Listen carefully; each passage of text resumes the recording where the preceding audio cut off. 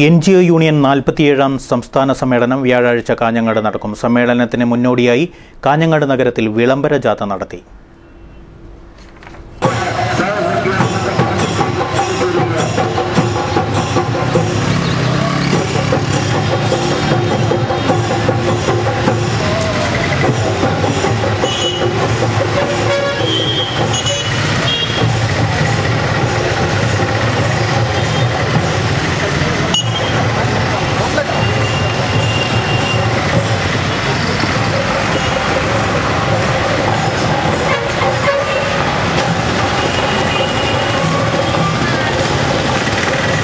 North Kottachery Akash ഓഡിറ്റോറിയത്തിലെ ജ്യോതി ബാസു നഗറിൽ വ്യാഴാഴ്ച രാവിലെ സമ്മേളനത്തിന് പതാക ഉയരും.